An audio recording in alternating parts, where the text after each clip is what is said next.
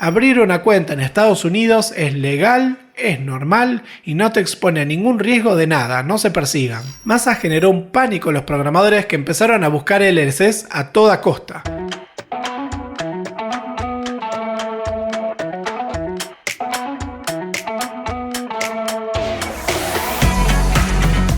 Bienvenidos a Tecnología Informal, un espacio para hablar de carrera, inversión, cultura, mercados y todo lo relacionado a trabajar en startups. Yo soy Gabriel Benmergui, un programador recruiter con más de 10 años de experiencia viviendo y trabajando en Estados Unidos, y actualmente el fundador de SilverDev, una agencia de talento en Buenos Aires que conecta a talento argentino con startups americanas.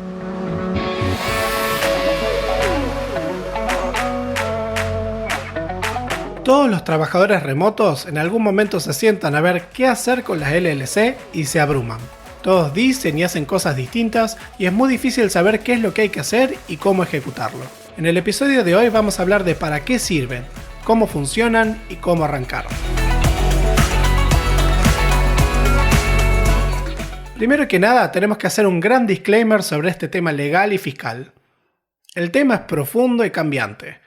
Ni los profesionales que se dedican a esto dan diagnósticos o recomendaciones consistentes entre sí. Todo lo que yo sé lo hice hablando con decenas de programadores de la comunidad y con varios proveedores de servicios, preguntándoles qué hacen y qué resuelven. No existe una solución perfecta para todos, y por eso, en lugar de hablar de las distintas opciones, nos vamos a enfocar principalmente en los desafíos que tienen los programadores remotos y cómo las LLC los pueden ayudar. La primera razón por la que los programadores buscan LLCs es para tener banking en Estados Unidos, es decir, para poder cobrar, resguardar y mandar fondos. Esta necesidad es esencial para todos los exportadores de servicios digitales, y por eso tantas billeteras digitales tratan de dar una interfaz de banco para cobrar. Velo, Lemon, Wallbit, Utopia, Payoneer. Las billeteras digitales son prácticas, pero tienen desventajas comparadas con los bancos tradicionales. Tienen limitaciones en las transferencias o en los saldos y con frecuencia tienen partnerships con bancos que se caen, generando cambios e inconveniencias. Además, cobran comisiones altas para transferencias o movimiento de saldos. Por eso, si alguna vez viajas a Estados Unidos, lo más práctico es que abras una cuenta de banco tradicional, que es fácil y gratuito. Los bancos que sí abren a extranjeros piden que vayas personalmente a una sucursal, haciendo la travesía cara. El viaje y la estadía te costarían miles de dólares.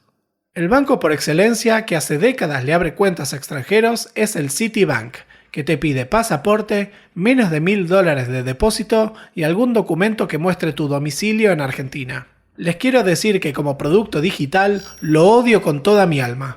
Es todo lo que odias de un banco tradicional. Cada tanto un argentino comparte que busca la sucursal de banco más turbia que se le ocurra. Quieren ir a la del barrio chino o la del barrio latino de Miami con la ilusión de que no se cumple la ley ahí. Como si estuviese abriéndose una cuenta para depositar fondos de vender armas. Abrir una cuenta en Estados Unidos es legal, es normal y no te expone a ningún riesgo de nada, no se persigan. También hay personas que hacen la cuenta de banco en Estados Unidos a través de la filial local del HSBC. En principio, la cuenta en Estados Unidos no está declarada en Argentina, aun cuando se abre desde Argentina. Pero varios dudan de qué tan privada es esta operación y la posible cruza de información. La desconfianza lo pongo en la categoría de un rumor. Existen también servicios que te permiten abrir cuentas en bancos de segunda línea o abrir una cuenta de Wise con domicilio en Estados Unidos por unos cientos de dólares. Estas soluciones son inestables por temas regulatorios. Pueden servir para salir de un apuro, pero no me parecen soluciones de largo plazo. Una LLC te resuelve este problema porque no es necesario viajar para abrir cuenta bancaria para una sociedad. De esta manera, uno puede gastar unos cientos de dólares y abrir una cuenta en Mercury, el banco para negocios por excelencia. Mercury, a contrario del Citibank, es todo lo que quiero de un banco digital. Es un producto espectacular. Aunque esta es una de las razones más comunes para tener una LLC, me hace ruido que uno le pague al gobierno de Estados Unidos y asuma responsabilidades anuales para una cuenta bancaria. Si una billetera digital o algún servicio bancario funcionase a la perfección para cobrar, tener la LLC para este fin se volvería una solución cara y sin sentido.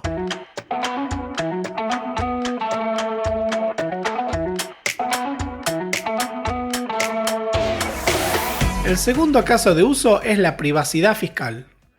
La situación de los exportadores digitales es típicamente desprolija y gris, es decir, parte en blanco y parte en negro. Previo al cepo introducido en el 2011, era común cobrar directamente en bancos locales y estar en blanco con monotributo o responsable inscripto, con una situación casi totalmente regularizada. Pero con el cepo y la brecha cambiaria, todo el sector pasó a estar en negro, abriendo cuentas de banco en Estados Unidos y manejando los fondos mediante cuevas y transporte físico de billetes. El riesgo percibido de manejarse así era bajo, porque uno blanqueaba parcialmente y vivía en gran parte en billete, mientras que el grueso de los ingresos estaban en Estados Unidos sin peligro. Esta percepción cambió de golpe con el Tratado de Intercambio de Información impulsado por Massa. El tratado implica un acuerdo en el que se compartiría información automáticamente entre cuentas bancarias americanas y la FIP. La FIP podría fácilmente armar un reclamo no solo por los ingresos corrientes, sino por los ahorros e ingresos pasados, tanto por ley cambiaria como por impuestos a las ganancias y bienes personales. Haciendo una lectura literal del tratado y sumando la interpretación de varios profesionales, el criterio para aparecer en el intercambio de información es tener dividendos que superen los $10. Esto es realmente difícil de hacer con una savings account porque los intereses que pagan son muy bajos, pero aún así varios programadores cierran las cuentas de savings y las evitan para no exponerse accidentalmente. Uno de los rumores es que si una cuenta tiene un saldo superior a los $50.000, también podría aparecer en el intercambio, aun si no tiene intereses ganados. Un profesional me mencionó que sabe de casos de intercambio de información por saldo, pero no lo pude verificar. Si el tratado se ejecuta normativamente con literalidad, no deberían correr riesgo los programadores que solamente hacen banking, por lo que la LLC no parece necesaria. Además, no se sabe si el tratado se puede ejecutar, si se va a ejecutar, cuándo o cómo. En el 2022-2023, algunos profesionales decían que no era necesario todavía preocuparse por el intercambio de información y que la LLC te daba algún tipo de indirección, pero ninguna garantía ni beneficio concreto. Además de razones técnicas, hay un escenario político con incertidumbre.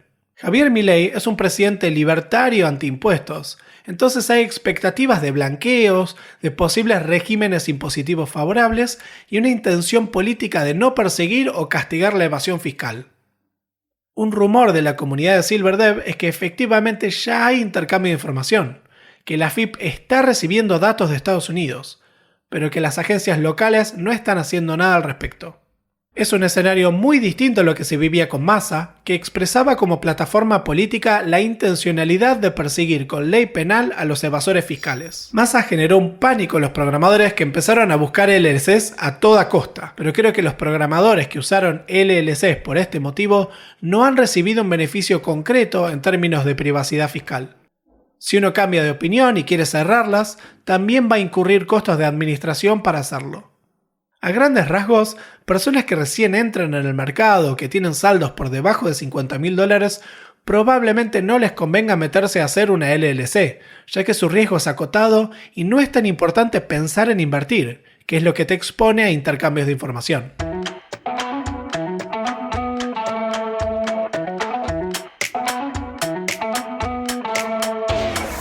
Ahora sí llegamos al tercer caso de uso, que es invertir.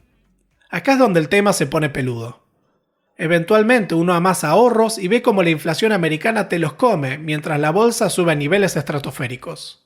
Es el miedo al intercambio de información lo que termina empujando a muchos argentinos a adquirir cripto como vehículo de inversión, que no tiene estos desafíos de intercambio. Pero el costo de oportunidad de estar afuera del mercado financiero americano es alto. En el 2024 se puede cobrar 5% en dólares sin riesgo con bonos del Tesoro americano, y un ETF como el SPY dio más de 30% en los últimos 12 meses.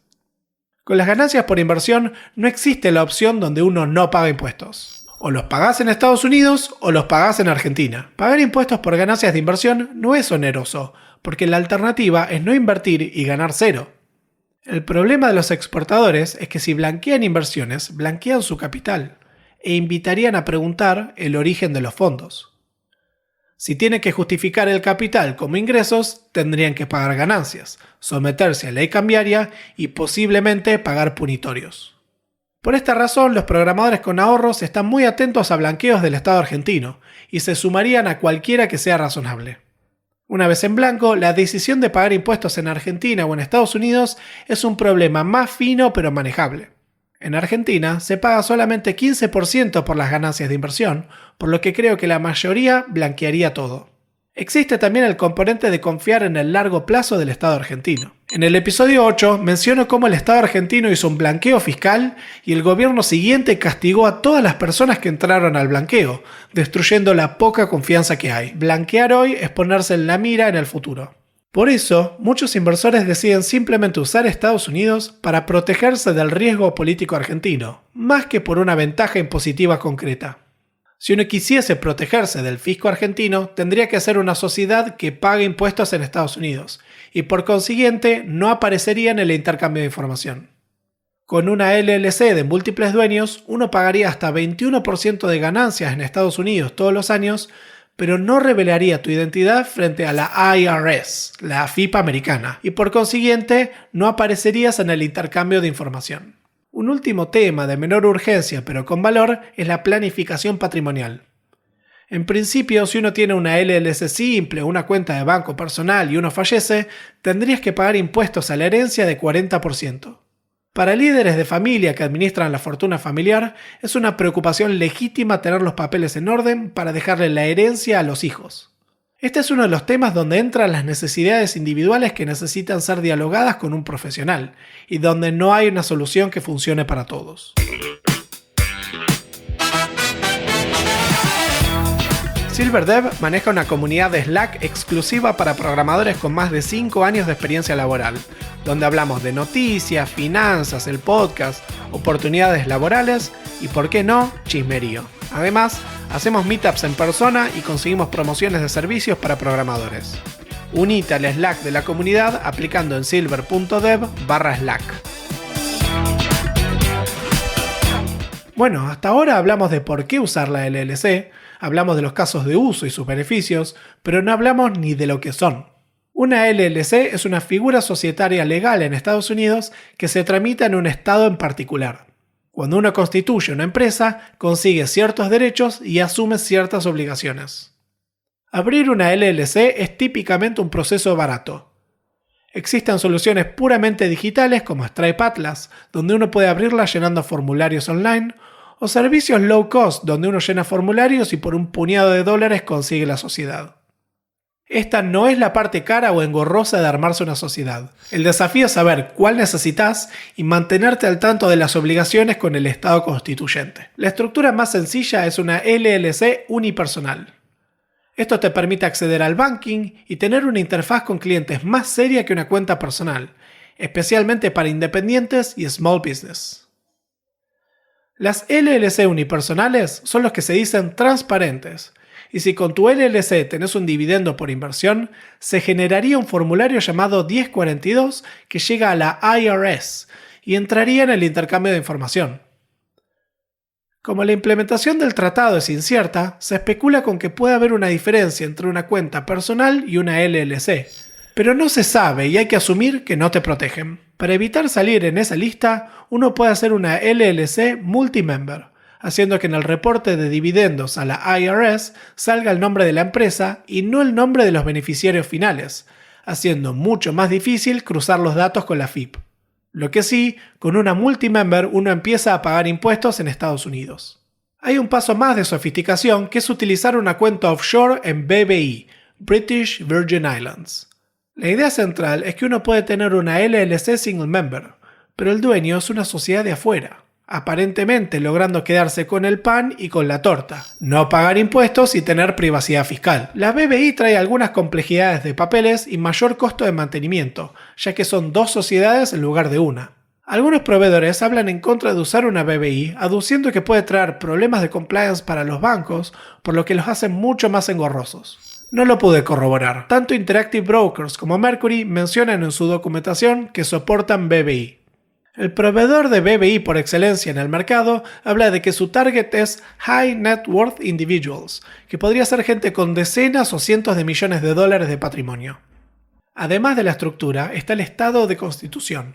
Distintos proveedores recomiendan distintos estados para armarse estas LLC, típicamente Delaware, Wyoming, New Mexico y Florida. El problema de Florida es que la constitución de LLCs es pública, por lo que la FIP podría saber exactamente qué sociedades tenés con una búsqueda de Google. Los profesionales recomiendan usar Florida si, por ejemplo, tenés propiedades en Florida que quieras resguardar legalmente. El estado más famoso es Delaware, que es donde se constituyen todas las startups. La constitución en este estado es la más cara de todas, tanto en apertura como mantenimiento, y por eso varios proveedores dicen que no vale la pena para los casos de usos personales como exportadores independientes. El siguiente es Wyoming, donde uno puede conseguir todos los beneficios de privacidad, pero con menor costo que en Delaware. Una firma en particular recomienda New Mexico, aduciendo la misma lógica de que alcanza para la protección fiscal y legal y que los costos de manutención son aún menores. La decisión exacta de estructura y ubicación es individual, y por eso lo recomendable es hablar con asesores para que te den una idea personalizada para tu caso.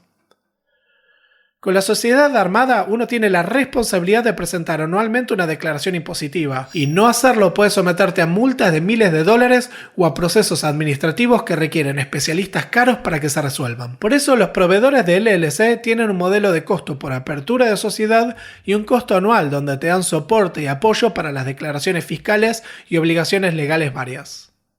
Como este tema es popular en la comunidad de Slack de Silver, me puse en campaña para encontrar un buen servicio y hablé con muchos. Pero terminé encontrándome con que no hay dos que digan o ofrezcan lo mismo. Esto pasa porque hay mucha información especulativa y además cada proveedor se especializa en un tipo de estructura y tienden a recomendar la que te pueden ofrecer. No tienen la flexibilidad operativa para ofrecerte todas las opciones. Esto hace imposible para mí recomendar un proveedor específico, y entonces recomiendo que hablen con varios y decidan por su cuenta cuál es el servicio que les convence. Para hacer esto, compilé una lista de proveedores en silver.dev/LLC, con información que voy a ir actualizando con el tiempo en base a feedback de la comunidad, con promociones, referidos y puntos de contacto.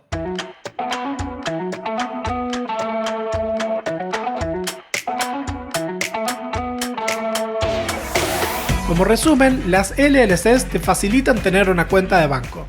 El intercambio de información es para ganancias por inversión, y para evitar entrar en el intercambio, uno necesitaría un tipo de sociedad que pague impuestos en Estados Unidos. Abrir una LLC es una responsabilidad anual seria y hay que tener claridad en los problemas que tenés y cuál necesita una solución. Los proveedores y profesionales tienen opiniones distintas y dan servicios distintos. Vas a tener que formarte una opinión sobre cuál te convence y te sirve a vos de manera personal.